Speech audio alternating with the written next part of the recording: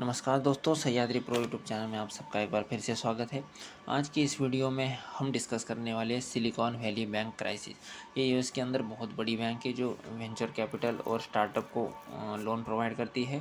और सेम ये स्टार्टअप इस बैंक के अंदर अपना डिपॉजिट जमा करते हैं। जैसे नॉर्मली हम बैंक के अंदर हमारा सेविंग अकाउंट होता है, जैसे ये स्टार्टअप इस बैंक के अंदर अपना सेविंग या अपना फंड है वो डिपॉजिट करती है। तो अभी हम देखते हैं कि 2008 में जो यूएस में क्राइसिस हुआ था, उसके बाद से कंटिन्यूस यूएस के अंदर इकोनॉमी में पैसा डाला गया उस यूएस की इकोनॉमी को स्टेबल करने के लिए। तो जैसे ये पैसा डाला गया 2020 के अंदर, कोरोना में इसमें बहुत ज़्यादा क्वांटिटी में पैसा डाला, जो हम देखते हैं कि $20 ट्रिलियन का पैकेज उन्होंने अनाउंस किया था। तो ये बहुत सारा पैसा इसमें इकोनॉमी के अंदर डाला गया। जो जैसे इन्होंने इकोनॉमी में पैसा डाला, तो ये स्टार्टअप है, स्टार्टअप के अंदर स्टार्टअप के जो अकाउंट में पैसा बढ़ने लगा, तो डायरेक्टली इनडायरेक्टली इन्होंने इसमें डिपॉजिट करना शुरू कर दिया। तो सिलिकॉन वैली बैंक के अकाउंट में बहुत बड़ा पैसा डिपॉजिट होने लगा। 2017, 18, 19, 20 ये जो 4-5 सालों में बहुत ज़्यादा पैसा इस बैंक के अकाउंट में डिपॉजिट होने लगा। जैसे ये पैसा इसमें डिपॉजिट होने लगा, तो इन्होंने इस पैसे से और गेन करने का सोचा, तो उन्होंने इस पैसे को कहीं इन्वेस्ट करने का सोचा। जैसे इसके मैनेजमेंट में इन्वेस्ट करने का सोचा, तो इन्होंने यूएस के अंदर जो बॉन्ड मार्केट है वो बहुत ही स्टेबल चल रहा था। उस टाइम 1% बॉन्ड यील्ड थी, तो बहुत स्टेबल बॉन्ड मार्केट था। तो उन्होंने उसको बॉन्ड मार्केट में अपना इन्वेस्ट करने का सोचा। तो जैसे इसमें बॉन्ड मार्केट में इन्वेस्ट किया, तो उनको अच्छा खासा रिटर्न भी मिलने लगा और सब कुछ सही चल रहा था अनटिल जो दो इन्फ्लेशन बहुत ज़्यादा यूएस के अंदर बढ़ने लगा, यूक्रेन वार हुआ। तो ये सारी चीज़ें जब हुई, तो यूएस के अंदर अचानक से डर पैदा हुआ एक रिसेशन का। जैसे रिसेशन का डर पैदा हुआ, तो यूएस की जो फेडरल बैंक है, तो उन्होंने अपने इंटरेस्ट रेट धीरे धीरे बढ़ाने शुरू कर दिए। जैसे इंटरेस्ट रेट धीरे धीरे बढ़ाने शुरू कर दिए, तो इसके अंदर जो बॉन्ड मार्केट है उसमें खलबली मची। वो कैसे मची? यूएस का जो बॉन्ड यील्ड है वो अचानक से बढ़ना शुरू हुआ। जैसे बॉन्ड यील्ड जब इस बैंक ने इन्वेस्ट किया था बॉन्ड में, तब बॉन्ड यील्ड 1% चल रहा था। उसके बाद आज की डेट में बॉन्ड यील्ड चल रहा है 4% पे।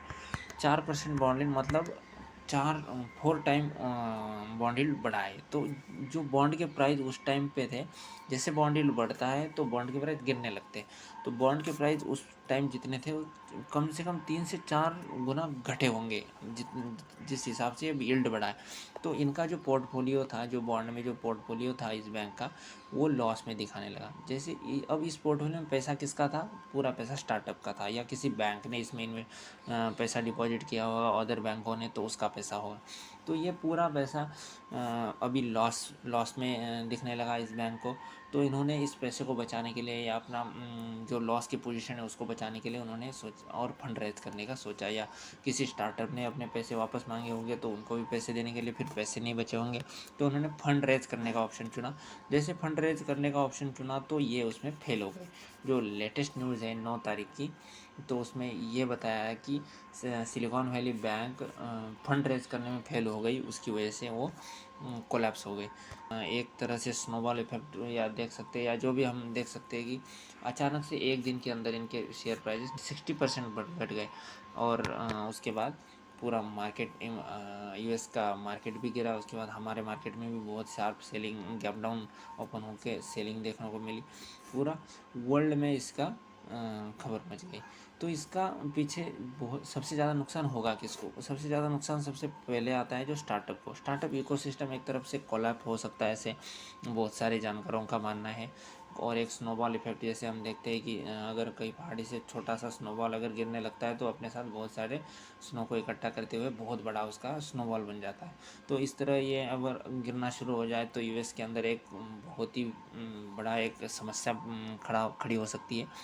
तो और जितने भी जो स्टार्टअप है, इनका जो पैसा इसमें फंसा पड़ा है, ये पैसा भी मतलब ये नहीं बोल सकते कि डूब गया, ये मिलेगा भी, क्योंकि इस बैंक ने बैंक्रप्सी के लिए फाइल किया है। और लेटेस्ट न्यूज़ ये है कि ट्विटर ने बोल दिया है कि हम इसको ख़रीदने के लिए तैयार है, एलन मस्क ने बोल दिया है।